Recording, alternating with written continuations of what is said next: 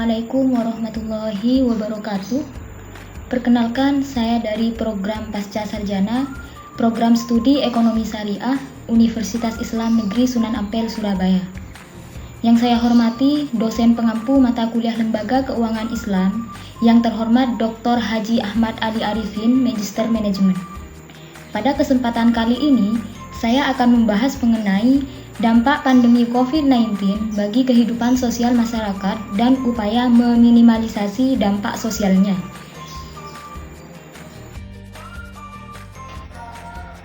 Sebelumnya, perkenalkan, saya Siti Khadijah dengan nomor induk mahasiswa F02419143. Sebelum itu, kita akan membahas terlebih dahulu mengenai apa sih coronavirus atau COVID-19 itu sendiri. Coronavirus atau COVID-19 merupakan keluarga besar virus yang menyebabkan penyakit pada manusia dan hewan. Pada manusia biasanya menyebabkan penyakit infeksi saluran pernafasan, mulai dari flu biasa hingga penyakit yang serius. Gejala umum dari virus ini adalah demam yang lebih dari 380 Celcius, batuk kering, dan sesak nafas. Kemudian, bagaimana manusia bisa terinfeksi COVID-19? Yaitu, penyakit ini dapat menyebar melalui tetesan kecil atau droplet dari hidung atau mulut pada saat batuk atau bersin. Nah, droplet tersebut kemudian jatuh pada benda di sekitarnya. Kemudian jika ada orang lain yang menyentuh benda yang sudah terkontaminasi dengan droplet tersebut, lalu orang itu menyentuh mata, hidung, atau mulut, maka orang itu dapat terinfeksi COVID-19. Atau bisa juga seseorang terinfeksi COVID-19 ketika tanpa sengaja menghirup droplet dari penderita. Inilah pentingnya mengapa kita itu perlu untuk menjaga jarak hingga kurang lebih dari 1 meter dari manusia lainnya.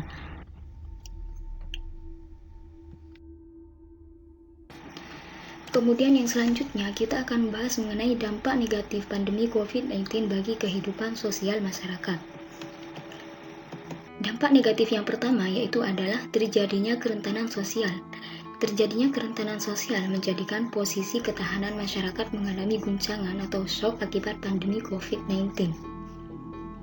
Ketahanan masyarakat di sini berkaitan dengan kemampuan dari masyarakat untuk dapat menggunakan sumber daya yang tersedia, seperti misalnya teknologi, makanan, pekerjaan, dan rasa aman, dalam memenuhi kebutuhan dasar dan menjalankan fungsi sosialnya.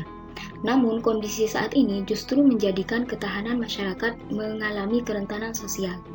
Kerentanan sosial ini membuat produktivitas menurun, mata pencaharian terganggu, dan munculnya gangguan kecemasan sosial di masyarakat seperti kepanikan.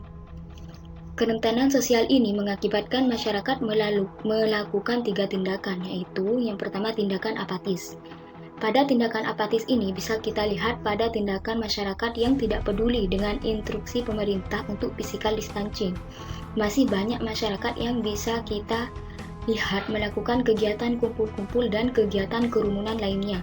Selain itu, banyak masyarakat yang memilih kembali ke kampung halamannya. Tindakan pulang kampung ini masyarakat rupanya justru meningkatkan jumlah kasus COVID dan sebaran wilayahnya, baik yang berstatus ODP, PDP, dan suspek COVID-19. Kemudian yang selanjutnya yaitu tindakan irasional.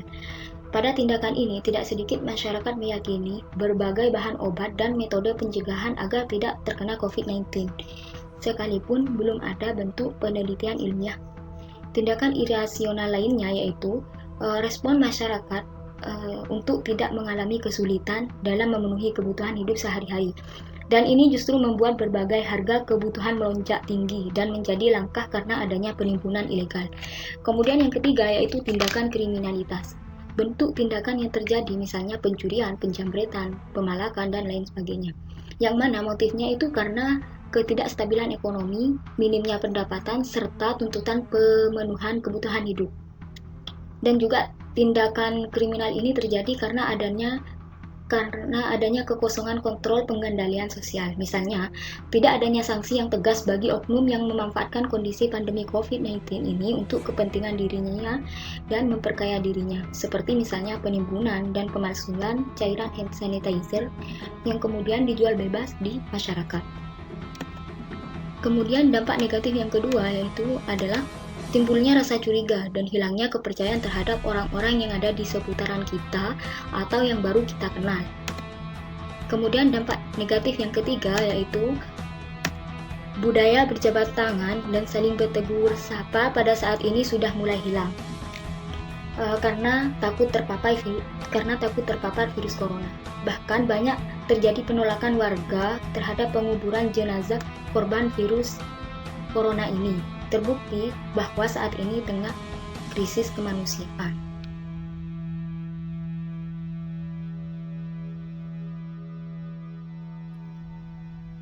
Kemudian untuk dampak positif pandemi COVID-19 bagi kehidupan sosial masyarakat, yaitu yang pertama menjadi lebih dekat dengan keluarga di rumah, kemudian yang kedua kepedulian sosial meningkat, kemudian yang ketiga solidaritas untuk membantu tenaga medis, kemudian yang keempat mempunyai banyak waktu untuk melakukan hal-hal yang tertunda. Kemudian yang selanjutnya yaitu upaya meminimalisasi dampak sosial COVID-19.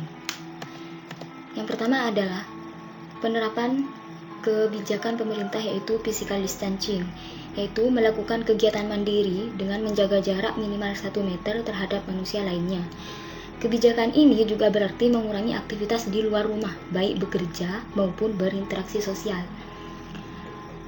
Physical distancing ini tentunya akan jauh lebih efektif dan efisien jika kita sebagai masyarakat ikut berpartisipasi dalam melaksanakannya. Maka alangkah baiknya kita untuk tetap beraktivitas di rumah dan sebisa mungkin untuk tidak keluar rumah, kecuali untuk kepentingan darurat. Karena dengan begitu berarti kita telah menjaga diri sendiri, keluarga, serta masyarakat lainnya dari paparan virus corona. Karena untuk dapat berinteraksi sosial pun saat pandemi COVID ini banyak cara yang bisa kita lakukan meski tidak harus tatap muka langsung. Kita bisa menggunakan media sosial untuk bertukar pesan, video call misalnya, dan lain sebagainya.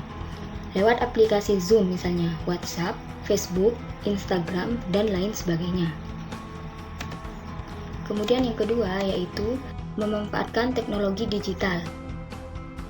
Disadari atau tidak, peran teknologi sudah sangat membantu masyarakat dalam melakukan pencegahan virus corona.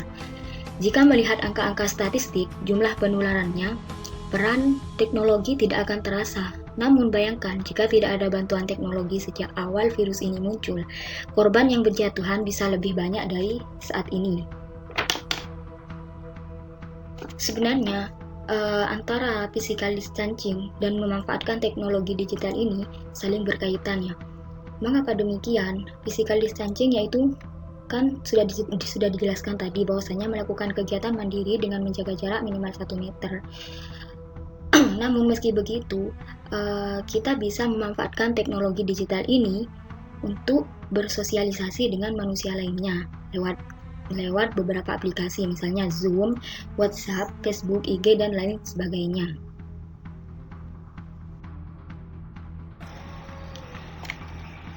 Kemudian selanjutnya kita akan bahas mengenai antara upaya pemerintah dan daya masyarakat. Maksudnya di sini adalah kebijakan yang telah pemerintah terapkan itu pengaruhnya di kalangan masyarakat itu seperti apa.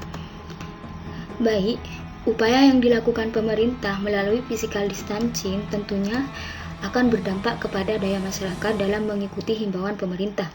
Mulai dari harus tetap di rumah, menjaga jarak, hingga dilengkapi dengan alat pelindung diri berupa masker. Setiap aturan yang diterbitkan pada umumnya itu ada dan akan menimbulkan konsekuensi dan sanksi dari peraturan itu sendiri. Dan masing-masing daerah menetapkan aturan berbeda-beda tergantung topografi dan karakter masyarakatnya sendiri, sehingga sanksinya pun berbeda pula. Saat ini, tingkat kesadaran masyarakat mulai berangsur terlihat semakin membaik. Masyarakat mulai sadar setiap detik virus corona mengancam siapa saja bisa terpapar, baik itu orang miskin, kaya, pejabat, maupun bukan pejabat.